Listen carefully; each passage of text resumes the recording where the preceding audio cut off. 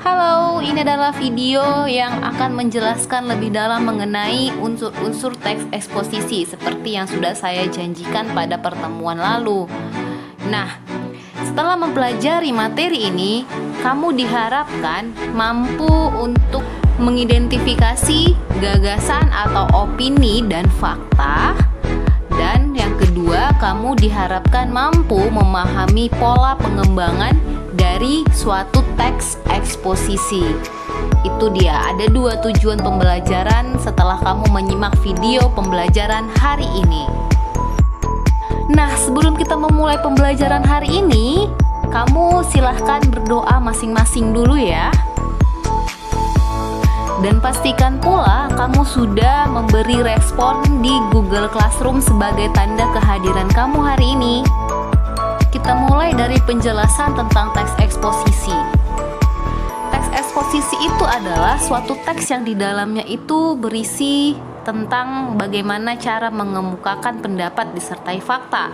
Lalu teks eksposisi itu pula berisi tentang suatu penilaian, dorongan, ajakan kepada halayak banyak.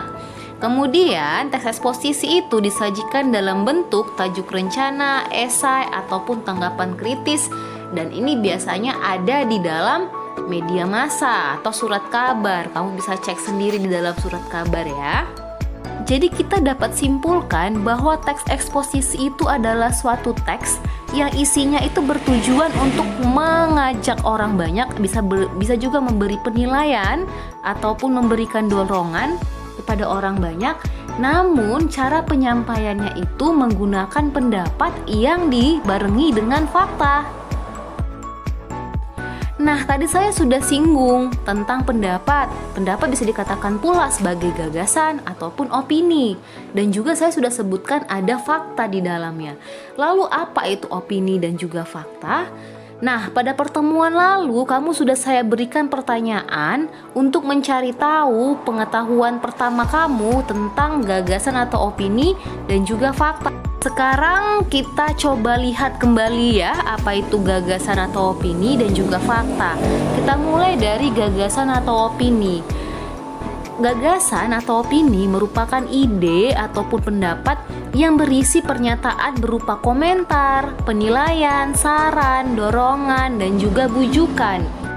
Sementara fakta itu adalah keadaan atau peristiwa yang merupakan kenyataan sesuatu yang benar-benar terjadi ataupun ada. Nah, ini dia kehadiran opini dan juga fakta dalam suatu teks eksposisi harus berbarengan. Mengapa? Karena dalam teks eksposisi tadi, ini saya tegaskan kembali, itu bisa berisi penilaian, saran, atau dorongan yang ini merupakan gagasan seseorang ataupun pendapat seseorang ataupun opini seseorang. Sehingga supaya orang lain percaya, maka perlu adanya fakta, karena fakta ini adalah suatu peristiwa ataupun suatu data yang memang benar-benar terjadi, benar-benar ada. Itu dia ya. Nah, sekarang kita coba lihat contoh. Ini ada dua pernyataan ya. Pernyataan yang pertama, jika pemerintah tidak cepat bertindak dalam 10 tahun mendatang, hutan Sumatera akan musnah dan diikuti oleh musnahnya hutan Kalimantan. Nah, kalimat pertama ini merupakan gagasan, opini, ataupun pendapat. Mengapa? Ini merupakan suatu penilaian dari seseorang yang isinya bisa berupa saran untuk pemerintah agar cepat bertindak. Karena kalau tidak cepat bertindak akan ada dampak yang akan terjadi pada 10 tahun mendatang. Itu dia, maka dikatakan ini sebagai gagasan, pendapat, ataupun opini. Nah, kita lihat kalimat yang kedua. Pengelola hutan tidak menunjukkan adanya tanda-tanda perbaikan dibandingkan tahun sebelumnya. Nah, kalau kita lihat dari bunyi kalimatnya, kalimat kedua ini juga berisi tentang penilaian seseorang tentang suatu kebijakan ataupun tindakan dari pemerintah. Itu dia. Jadi ada penilaian tentang pengelolaan hutan yang tidak menunjukkan adanya tanda-tanda perbaikan dari tahun sebelumnya. Dia membandingkan tahun ini dengan tahun sebelumnya. Maka dapat kita simpulkan bahwa kedua kalimat ini merupakan gagasan, pendapat, ataupun opini. Itu dia. Udah paham ya sampai di sini? Nah, sekarang kita lihat contoh berikutnya. Ini ada 2 kalimat dan kita bisa lihat nanti dari kalimat-kalimatnya ini merupakan opini atau fakta. Kita mulai dari contoh yang pertama. Selama bulan Januari sampai Oktober, 45% dari keseluruhan titik kebakaran terkonsentrasi di Provinsi Riau. Nah, kita bisa lihat di sini ada pernyataan tentang titik kebakaran ya yang terjadi pada bulan Januari sampai Oktober.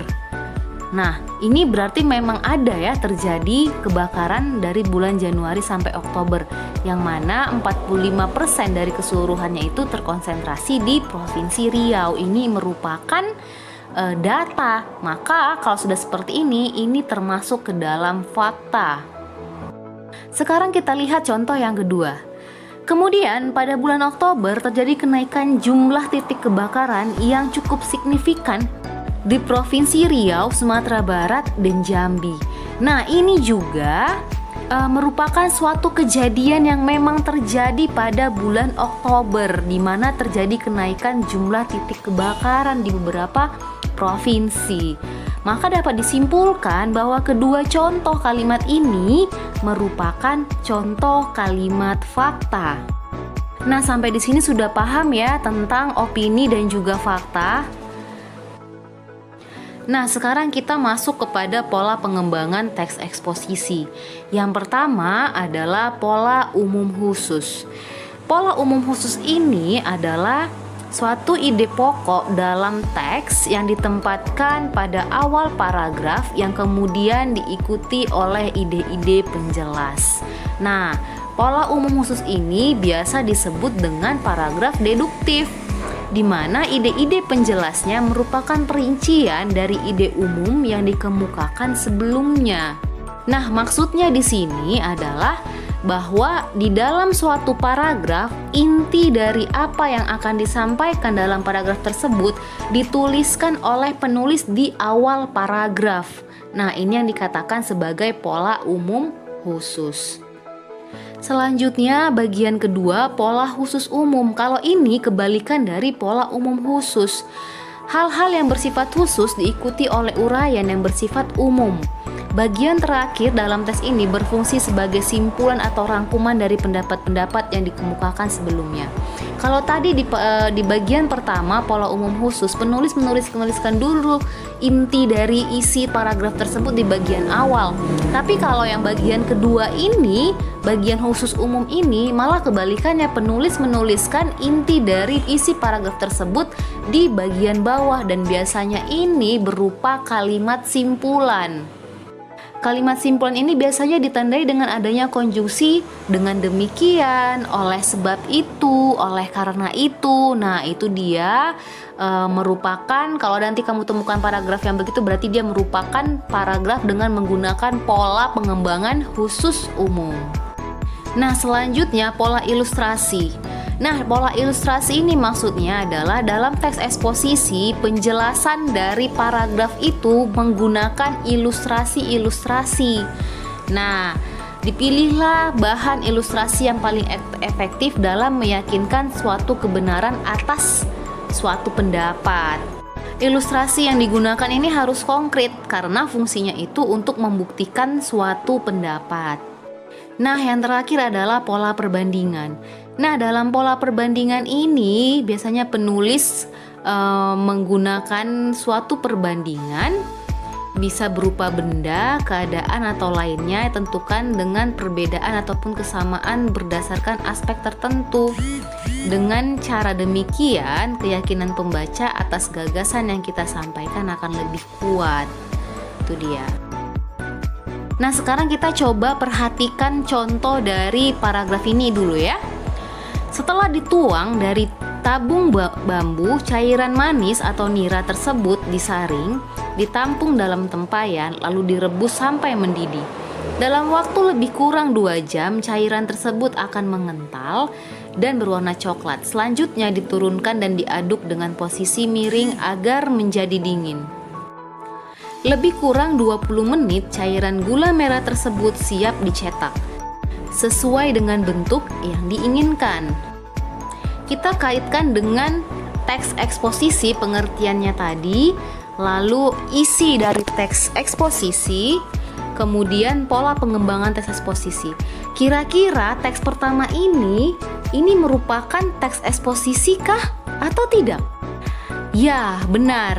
Teks ini bukanlah teks eksposisi karena ini lebih cenderung pada teks prosedur karena menjelaskan tentang suatu tahapan pembuatan suatu hal, itu dia ya. Jadi kalau kita kaitkan dengan pengertian, isi, dan pola pengembangan dari teks eksposisi, teks ini bukanlah merupakan bagian dari teks eksposisi. Nah, bagaimana? Kamu sudah bisa kan menentukan yang mana teks eksposisi, yang mana bukan? Nah, nanti dalam buku paketmu, buku bahasa Indonesiamu akan ada beberapa teks dan kamu diminta untuk tentukan yang mana merupakan bagian dari teks eksposisi. Untuk instruksi tugas, kamu silahkan dibaca di Google Classroom ya. Saya sudah tuliskan di situ apa-apa saja tugas yang harus kamu lakukan. Demikian materi kita hari ini. Semoga apa yang saya jelaskan ke kamu ini bisa memberikan manfaat buatmu. Sampai jumpa di video selanjutnya dan di pertemuan selanjutnya. Terima kasih.